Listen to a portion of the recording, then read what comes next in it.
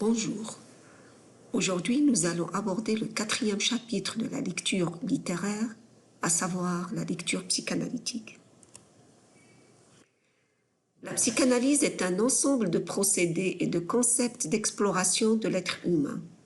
Elle a trouvé en la littérature une explication des processus psychiques et en contrepartie, elle lui a fourni une terminologie, des instruments d'analyse et des explications scientifiques à exploiter dans la critique littéraire. Des relations entre la littérature et la psychanalyse se sont nouées, de par la diversité de l'une et la complexité de l'autre, des possibilités de relations sont encore à exploiter. Pour s'imposer sur la scène des sciences du XIXe siècle, les premiers psychiatres vont s'ouvrir sur l'écriture des patients et puis sur celle des littéraires. C'est ainsi que le Louis Lambert de Balzac et Aurélia de Nerval étaient parmi les premières œuvres littéraires sujettes à lecture clinique.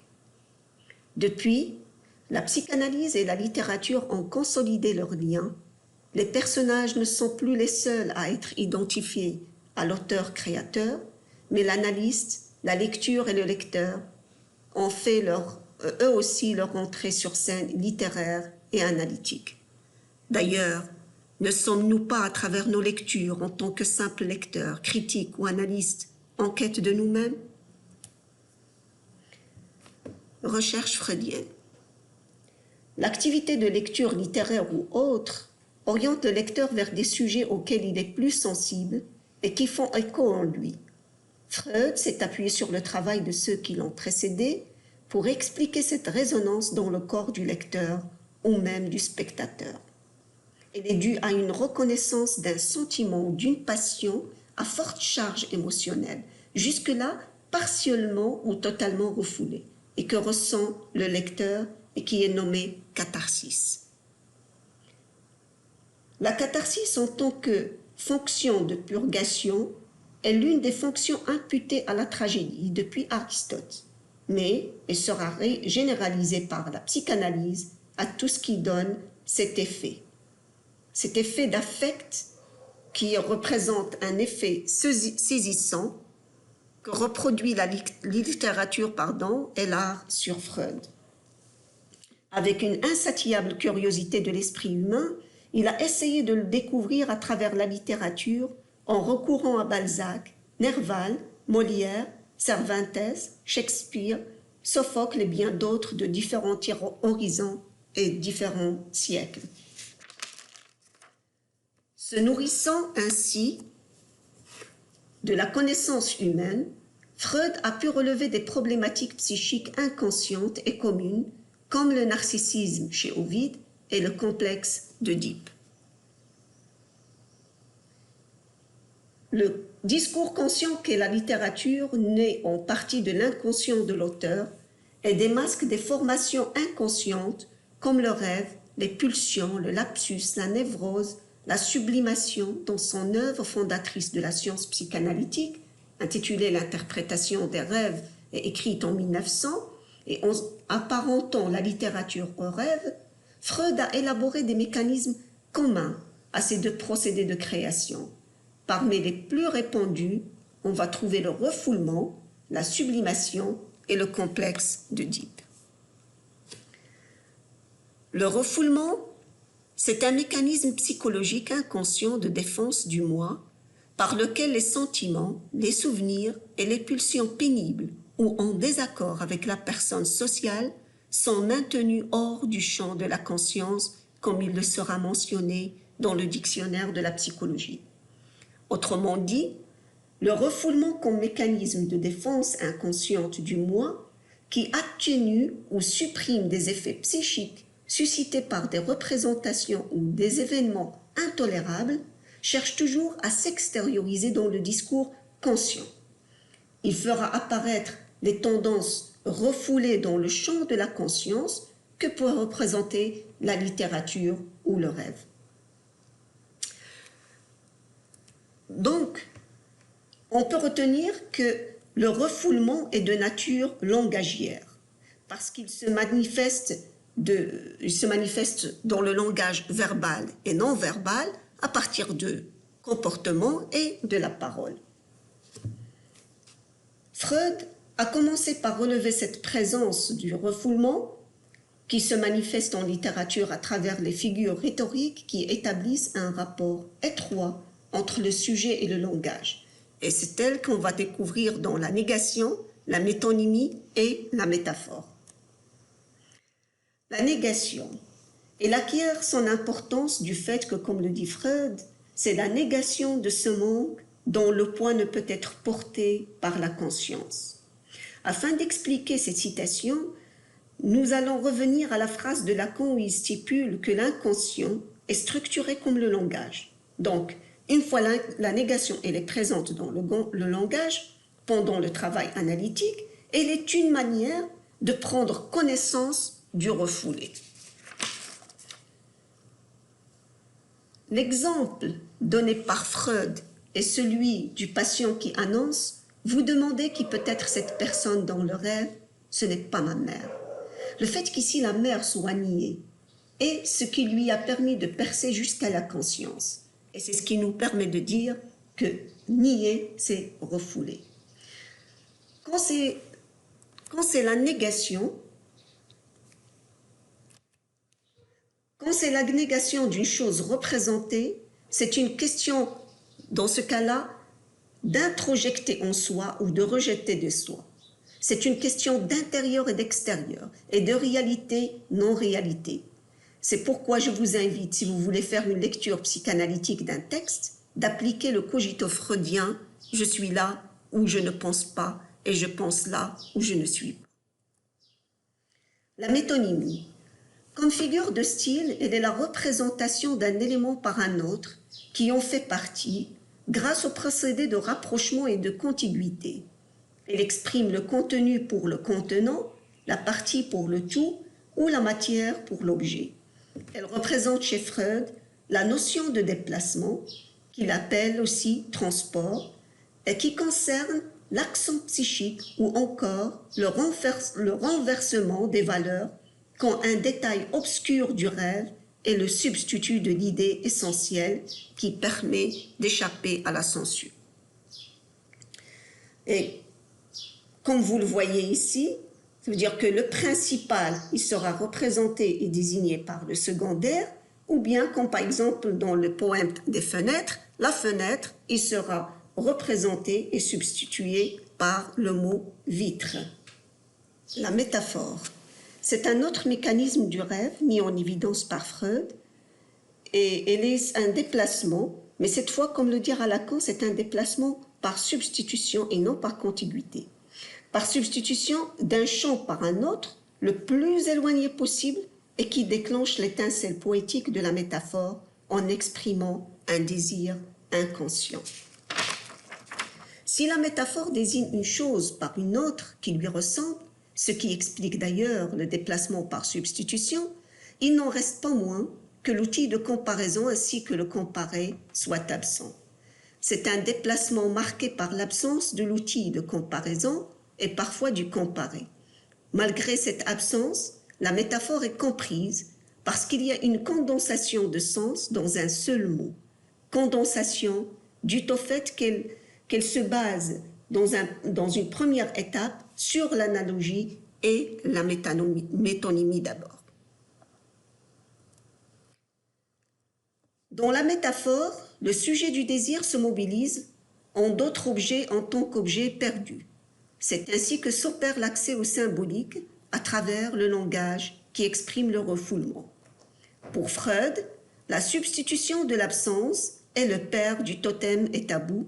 Pour Lacan, le père est une métaphore. C'est ce que nous pouvons représenter à travers le schéma suivant, quand on voit que le signifiant de l'absence, il sera substitué, et ça sera une substitution d'un autre signifiant, désigné comme signifiant du nom du père.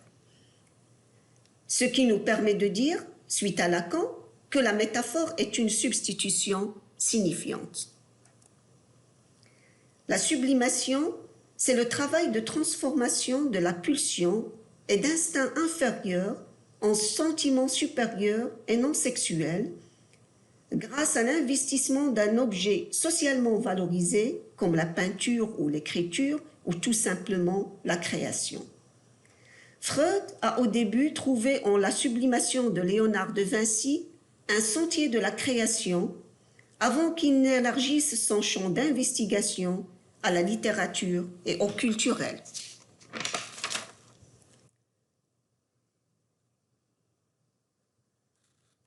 Le complexe d'Œdipe. Partant du complexe nucléaire qui sera désigné par complexe parental, Freud découvre à travers ses rêves qu'il y a un désir de la mère et de jalousie envers le père qui représente l'Œdipe roi de Sophocle. Ainsi, la littérature sera le tremplin de la théorie freudienne qui définit le complexe d'Œdipe comme le sentiment découlant de l'attachement érotique de l'enfant aux parents de sexe opposé, comme il le sera mentionné par Freud. Ce conflit intérieur se résolve d'abord par le refoulement, puis à la puberté par l'identification au père. Une fois le complexe d'Œdipe est articulé avec le complexe de castration, il s'exprimera en littérature par la métonymie. Recherche inspirée par Jung. Après avoir collaboré pendant 7 ans avec Freud, Carl Gustav Jung a orienté son travail vers la psychologie analytique fondée sur l'observation. Loin de croire qu'en Freud qu'il y a une seule pratique analytique à suivre et que l'être est table rase et qu'il n'est que le résultat de ses expériences et ses refoulements, il s'est démarqué par son intérêt porté au fonctionnement psychique normal et non nécessairement pathologique, ce qui l'a conduit à élaborer un concept de l'inconscient collectif et non individuel. Il a notamment relevé ces contenus qui sont les archétypes et a comblé le manque du complexe d'Œdipe quant au rapport fille-père en proposant le complexe d'Electre. L'inconscient collectif est une notion clé de Carl Gustav Jung. Elle constitue pour lui le 3e degré de l'âme après la conscience et l'inconscient personnel. Il le définit en tant que condition ou base de la psyché en soi, condition omniprésente, immuable, identique à elle-même en tout lieu. Son mode de manifestation est l'archétype et le symbole. Le dépôt de l'expérience vécue par l'humanité entière s'exprime à travers l'inconscient collectif et s'exprime à travers les archétypes et les symboles.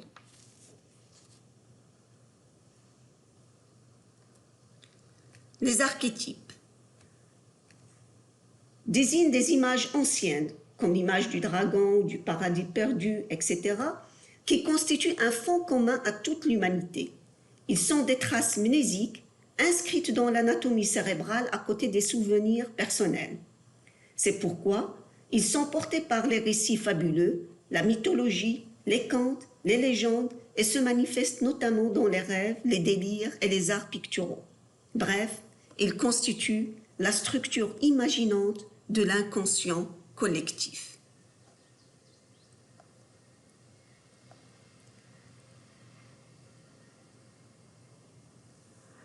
Un exemple donné de l'archétype, c'est celui du père, qui suscite les symboles du roi, du chef, du guide, du chef de bande, ou tout détenteur de pouvoir qui sera craint et suivi. Notamment, il y aura d'autres exemples comme celui de l'anima et de l'animus. L'anima est le double archétype féminin de l'homme. Il sera symbolisé par la sirène, la sorcière, la guitare, la voiture. Alors que l'animus, qui est le double masculin de la femme, renvoie au père, au brigand bien-aimé. Les archétypes qui sont une couche psychique profonde sous forme d'image virtuelle, à disponibilité psychique préexistante, comme celle des parents, de la femme, la mort, la naissance et les enfants, qui n'acquièrent de l'importance qu'une fois ils concordent avec une donnée vécue. Et ainsi, ils unissent unissent le symbole ou l'émotion qui l'accompagne. C'est pourquoi Jung les nomme les potentiels d'énergie psychique. Le complexe d'Électre, c'est un complexe tiré de la mythologie grecque qui représente le revers du complexe d'Œdipe.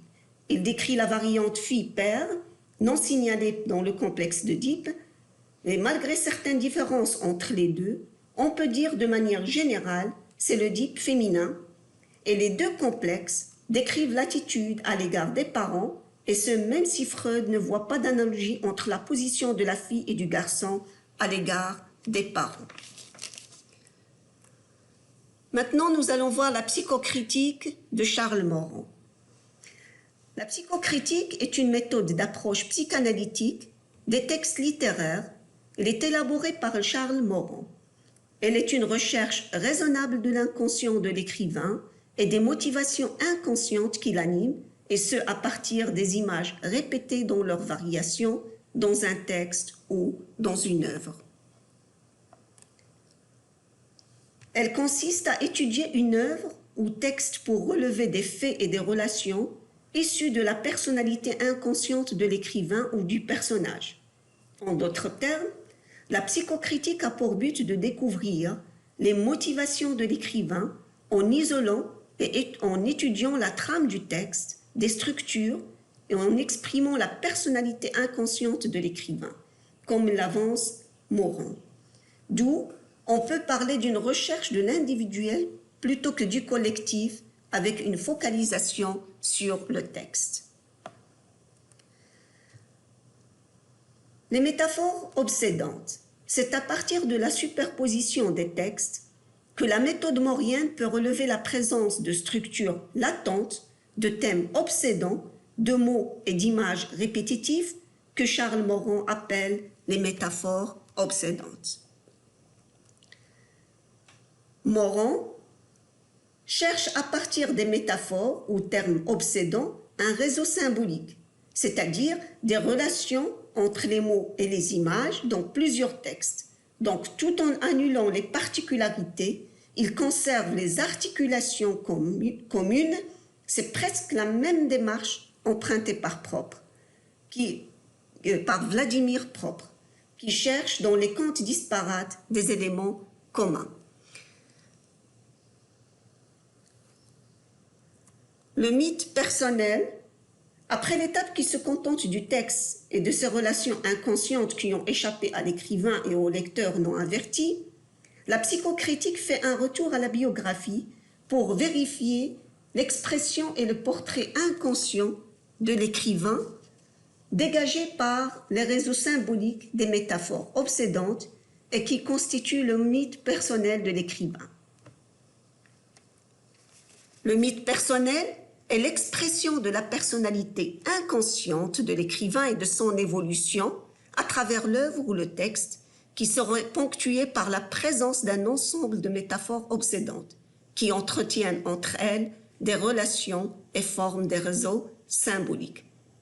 Donc, les mots et les images qui sont répétés, leur présence, c'est ce qu'on appelle les métaphores obsédantes, et les relations que ces métaphores obsédantes ont entre elles, c'est ce qu'on appelle les réseaux symboliques. Et les réseaux symboliques, une fois qu'on leur fait une interprétation, ils nous donnent une idée sur la personnalité inconsciente de l'écrivain qui est apparue dans tout l'ensemble de l'œuvre, et c'est ce qu'on appelle le mythe personnel. Le mythe personnel est un fantasme persistant qui renvoie à une situation dramatique interne qui a été modifiée par des éléments externes et persistants. Il est constitué d'un moi social et d'un moi créateur. Le moi créateur, c'est celui qui crée et qui réussit, au moment où le moi social est celui qui s'adapte à la société. Et pour vérifier un mythe personnel, on ne peut le faire qu'en faisant une vérification en rapport avec l'étude biographique du moi social. L'exemple qui sera retenu par Charles Moran relève et a été relevé dans les poèmes en prose de Baudelaire, où il a retenu un jeu de 4 figures allégoriques, le prince, l'historien, la veuve et la fille de joie, et qui entretiennent entre eux des rapports structuraux de filiation et d'opposition, et qui sont à voir avec la biographie certainement de Baudelaire. En conclusion, nous pouvons dire que le discours conscient qu'est la littérature naît en partie de l'inconscient de l'auteur et de l'inconscient collectif et démasque des formations inconscientes qui sont à relever dans la plupart des textes que nous serons amenés à voir et à analyser. Pour de plus amples informations, je vous invite à voir les références, la négation de Freud, les concepts jungiens par Jung, Poésie et négativité de Julia Kristeva, les métaphores obsédantes de Charles Morand, Jung et les archétypes de Jean-Loïc Lequelec. Et merci.